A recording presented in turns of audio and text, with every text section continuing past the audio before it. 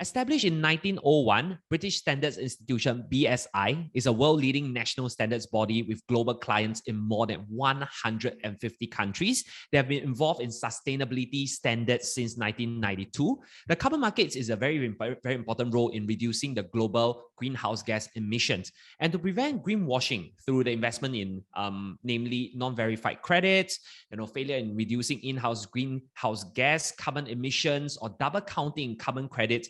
Organizations worldwide are always seeking improved science-based methodologies and accounting calculation to authenticate and verify high-quality carbon offsets. Now, BSI is keen to partner with companies to develop, as well as problem solvers for sure, to develop digital technical solutions around the authentication and verification of high-quality carbon offset to be transparent, accurate, and credible. So their problem statement here is, how might we authenticate and verify high-quality carbon offset from the various types of carbon offset projects over here? Now, joining us, we do have the APAC Innovation Lead of BSI, Clarence. And Clarence is the APAC Innovation Lead, and he heads the BSI Innovation Lab in Singapore. It is very much responsible for the technical development and strategic partnerships in the emerging and disruptive technologies that focus on building digital trust and sustainability. So, and it's not Clarence's first time over here, but I believe he's joined by a couple of colleagues as well. Would you care to say hi over here, Clarence? Hi. Hello, hi everyone. Good afternoon to you. And thanks a lot for the kind introduction, Xing. I guess you covered almost everything, so there's almost literally nothing left for me to present here, I guess.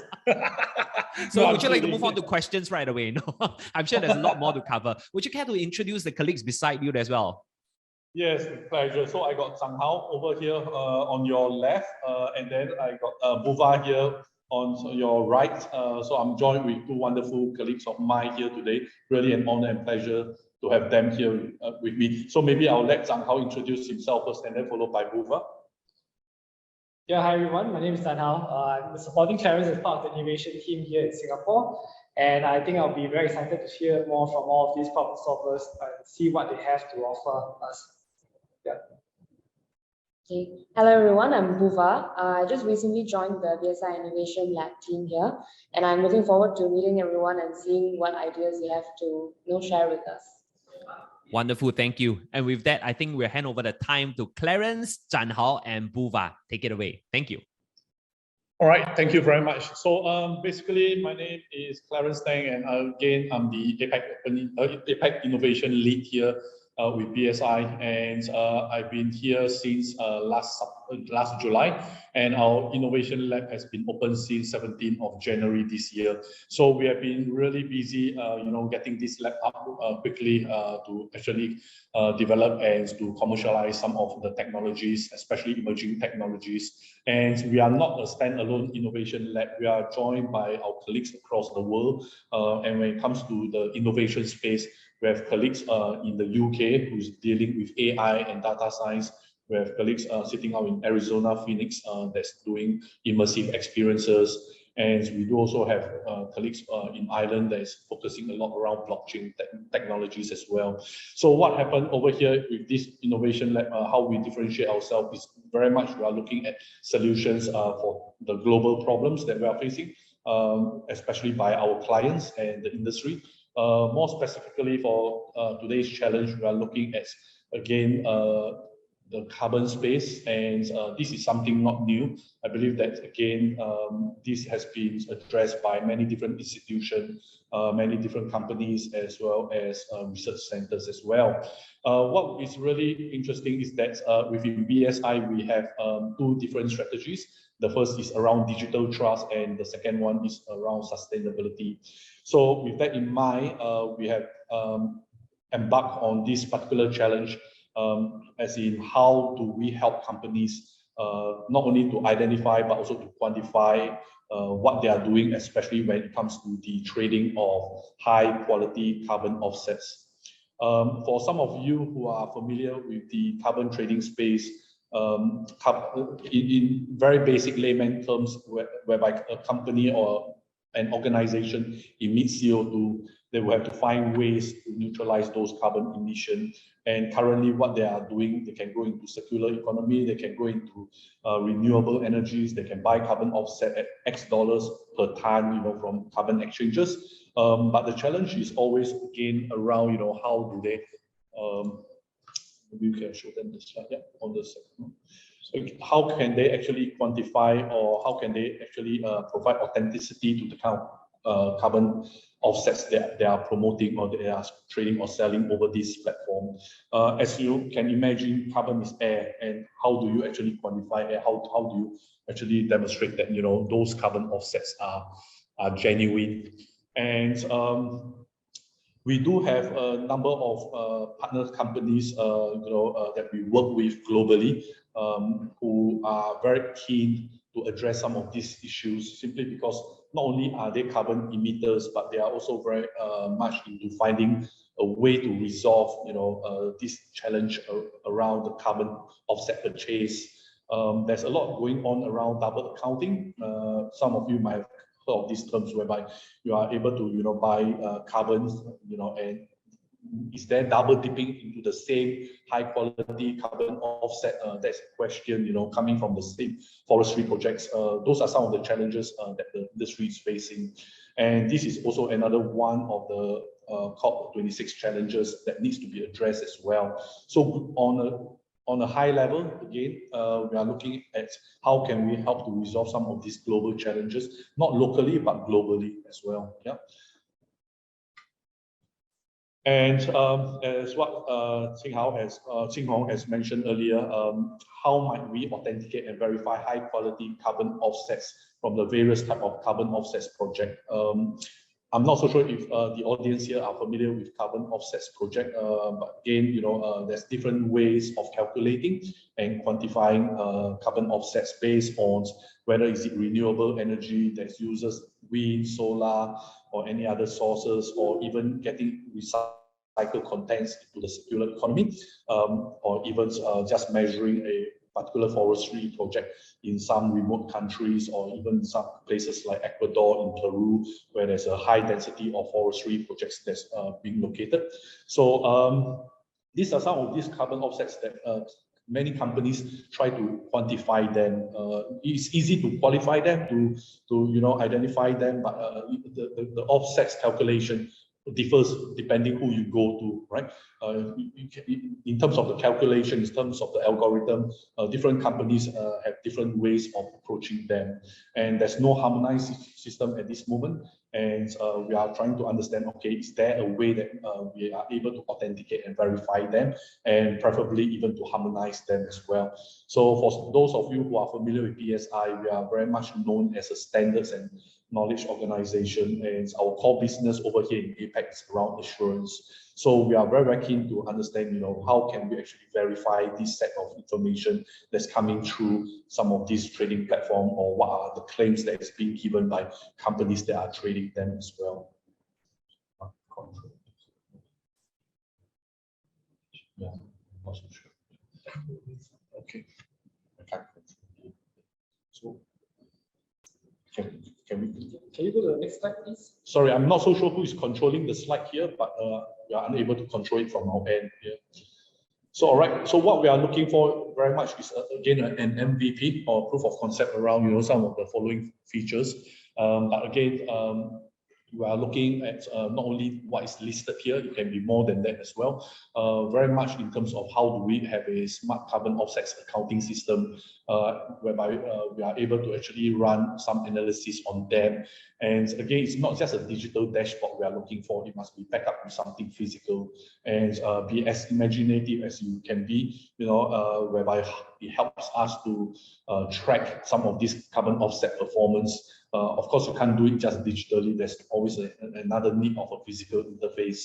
And whether are you putting in sensors on the ground, or are you putting it with some aerial imaging, or some kind of aerial mapping that's able to quantify these carbon offsets. Those would help I'm sure.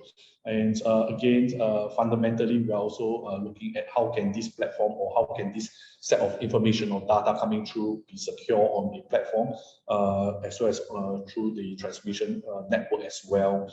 So again, we are very open-minded here. I do not want to really, stipulate these are hard and fast rule around them. Very, very much keen and open to as imaginative or as creative solutions coming up from any one of the tech solvers here. So again, this might serve as some guideline, but again, please don't follow them as in you need to fulfill or tick off every single one of these boxes. And again, very, very much more than happy to take this offline post today session and have further discussion around them. One thing to note is that we are not looking specifically for carbon management platform. There are a lot of carbon management platform that's available out there. Every one of them are different and unique and great in their own ways. We are looking at something that we could help to supplement what those platforms are already doing. So please bear in mind, those platforms are mainly for trading. We are not looking for trading. We are looking for something that we can authenticate and verify on behalf of all these carbon management platform, as well as to ensure that the information or the data that comes through them are verifiable as well. So please, feel free to ask any question at a later stage if you have any. Yeah. Let's go down quickly. All right. So again, I will not touch too much on the overall performance requirement. Again, for those who have worked with me before, who are familiar with my working style, again, I'm very flexible, very open. It's an innovation challenge. I'm not going to be saying that you need to have an interface or, that is digitally, it can be, proof of concept in terms of a physical mock-up as well. Of course, there's some fundamental principles we need to adhere to, demonstrate that it's secure. I think that's the basic fundamentals, but the rest, I would say that we are very, very much open about in terms of the overall performance requirements here. Yeah. Right, let's go. Next slide, please. Thank you. So I will not read you guys your bedtime story or afternoon time story. You can take your time to read about the possible use case here. But basically, what we are looking for is a solution whereby it complements what the current setup or the current infrastructure is doing by adding more credibility around them. Especially when it comes to the authenticity or the verification of these carbon offsets. Yeah. All right, next slide. Yeah, and what's in for you? We offer a 30,000 Singapore dollars cash prize for each winner. And again, thanks to IMDA, they are willing to share with us some of their technology resources and their facility as well. Always grateful for that.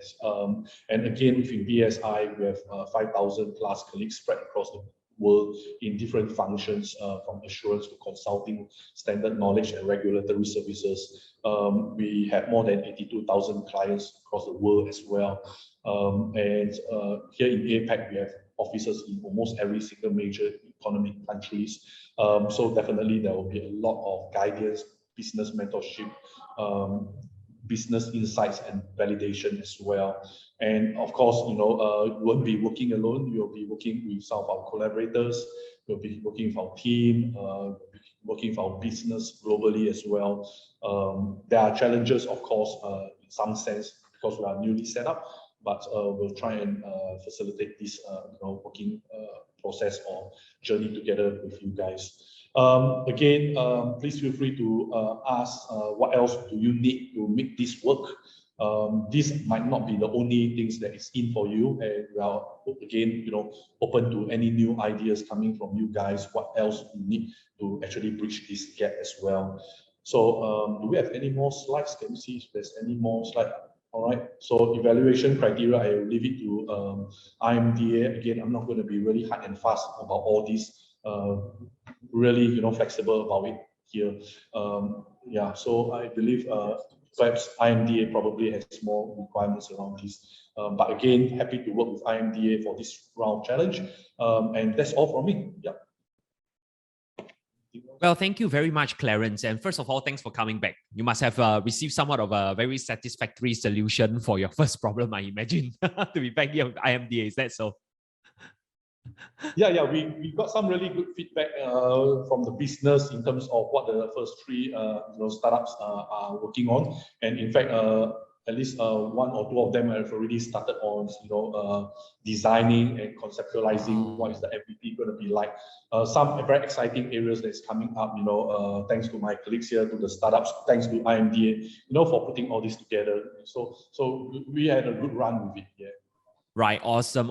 And we do hope that this is not going to be a sprint of just 100 meters, but it looks like it's transforming into a marathon where you continue to journey with IMDA as well as different problem solvers. And of course, I believe that for our problem solvers, you are very, very interested as well. Usually the questions will just trickle in slightly after the presentation, but this is one of the first I've hosted where the problems, or rather the questions are actually coming in right during the presentation, and they're actually pretty specific problems. So I think we'll open this question, of course, to Clarence and team, or to Zhan Hao and Buva as well. So do help us to clarify any of the doubts. And for our friends over here, I'd just like to remind everybody to really raise your questions through the Q&A button below, because if you do raise it by chat, we are unable to answer, to monitor, and to track the progress as well.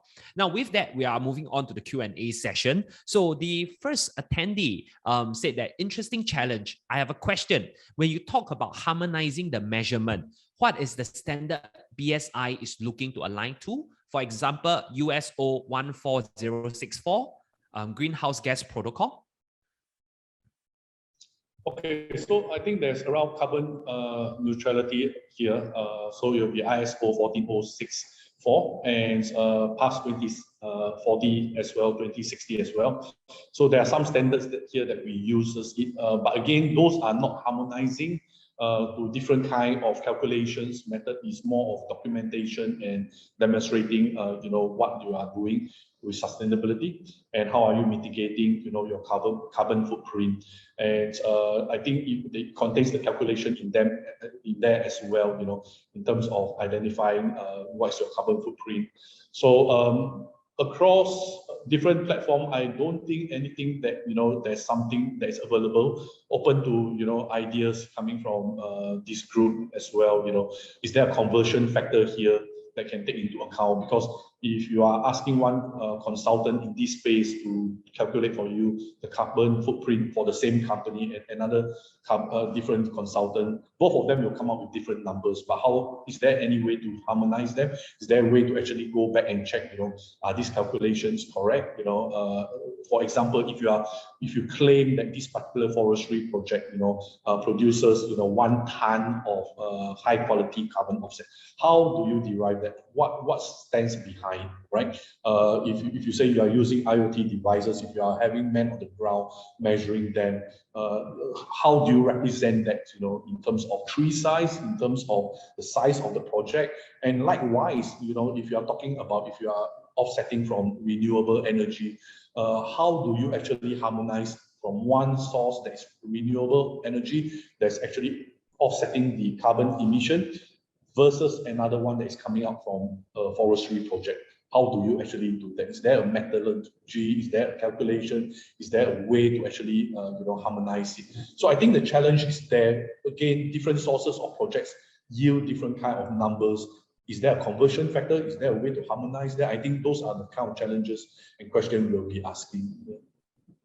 Thank you very much, Clarence, for the clarification. It does sound like a mega project that's on a global scale, but I'm sure, like as you mentioned, I think you are open to various kind of different solutions and perspectives, and we do hope that problem solvers are able to propose something that you feel might work for this particular project. Once again, as Clarence mentioned, some of the details in the presentation is actually quite lengthy, so you can actually read it for yourself on openinnovation.sg. But we got a couple more very, very interesting questions coming up as well. One of our other guests has asked, hi, I would like to ask, what are the types of offsetting activities that BSI is open to tracking, or are they free to propose?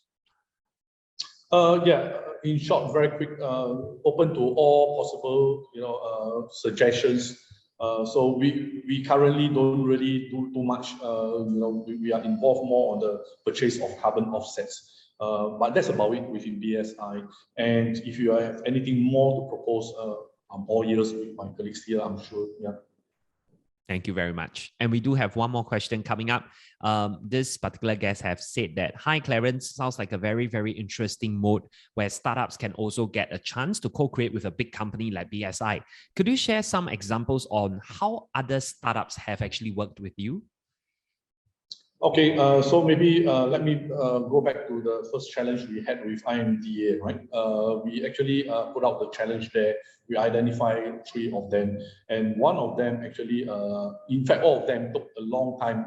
Perhaps, you know, some of my fellow colleagues in IMDA is also aware of this. We take a really long time to get anything done here, especially when it comes to scoping, the problems itself. We put up a very, big global challenge statement out there, and then we take a long time to actually address it specifically. And the reason is because we are such a huge organization, and there's a lot of people that we want to get this validated. We wanted to ensure that it lands correctly. And one of the startups that we work with for the last challenge that does, enterprise AI is now helping us to develop some of these analytics around satellite images. And Zhang Hao and Buva, they are both directly involved in this project as well, and they have their own, role and responsibility in dealing with these projects. And we expose the startup to our business functions as well. So all these 3 startups, they get to talk to our colleagues from the US, the UK, at odd hours of the day and nights. They get to talk to different kinds of stakeholders. They get to talk to some of our senior leadership as well. And then we run some of these workshops together with them as well in scoping some of these challenges. We might not always land specifically in terms of MVP very quickly, but once we identify the use case for it, it kind of like snowball pretty quickly from there onwards. Yeah. Thank you very much, Clarence. Thanks for the clarification and also managing the expectations of the problem solvers as well, I guess. So thank you very much for, BSI for sharing their problem over here and their challenge. Now, I do see that there are no further questions at the moment, but of course, I know it does take a little bit of time to sink in and to look through the details to really understand what kind of good questions we can come up with for BSI as well. So that will happen actually on openinnovation.sg, where we do have a forum for you to input your different questions. It's not like you have to forever hold your peace right after this session. We do have other platforms for you to go to as well. So once again, we would like to thank Clarence, Buva, as well as Zhan Hao for your time. I just want to check with Clarence, any last and final words for our problem solvers over here? Anything you would like to particularly highlight to them? Yeah, I just wanted to point out one thing here is that, we are a bit different in our approach towards innovation challenge. And again, some of your colleagues would attest to that as well, because how we see is really in a different way of solving a problem, whereby we don't tell the problem solvers here, step A, step B, step C, do 1, 2, 3, tick off the box here and there, we don't have that approach. We are really trying to be as imaginative and as creative here, blue sky, blue ocean, whatever blue you want to call it, kind of thinking, and just, let your imagination run wild, how you see the future of this world is going to be like. So just, put on your thinking caps and feel free to suggest and come back to us if you have any questions. And if I can't answer them all, I will try and refer you to somebody in the organization or somebody who might be in a better position than me to answer them. Yeah. Thank you very much, Clarence. And of course, I'm sure, thanks for your trust in amazing people to do great things together with BSI as well. And with that, I'd like to say a big thank you to Clarence for coming back, as well as bringing your colleagues, Buva and Zhan Hao, on board. Thank you so much, guys. Thank you. With pleasure. Thank you, everyone. We'll see you Bye. on the OIP platform. All right.